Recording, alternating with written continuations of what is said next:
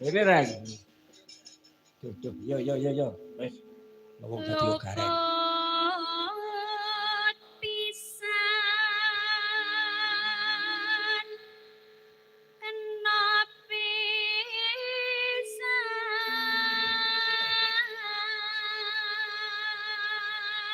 Yen gampang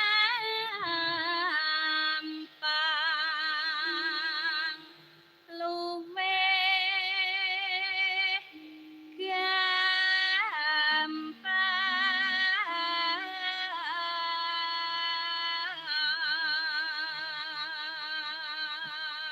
cengkoke apik ya, Kang. Biyen ketemu jek cilik saiki wis gede kok ngono kok tambah apik ya. Iya. Nah, sindenku ki enek sing suara yen gampang luwe gampang. Enek sing ngono kuwi. Apik men to, Nduk. Terus siji ki sapa? Mila karo sapa kae? Dek Rizky. Oh, Rizky. Oh, alah. Panggling aku. Ayo kok saiki. Saiki wis lulus. Sampun. Oke, kowe mau mah. Kula tasik prawan dereng nate diobo-obo bebek saestu. Nggih. Urung tau disosor. Diobo-obo bebek. Loh. Ngomong disosor yoga iku elek banget ngene. Bebek kok yoga. Berarti nek bebek niku yoga. Kudu. Bebek ki yang karbu iki to, yoga to. Sinten? Yoga kaya bebek ngono. Sing ngomong sapa? Kowe ora. Nek penabuh ki aja yoga. Pangrawit niku. Oh ngoten. Utawa yang mulia. Yang mulia. Duh. Yang mulia Lasno. Lah.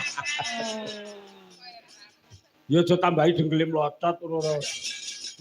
Ya. Wah apik suaramu, Mbok. Saya gede, saya apik. Yen angel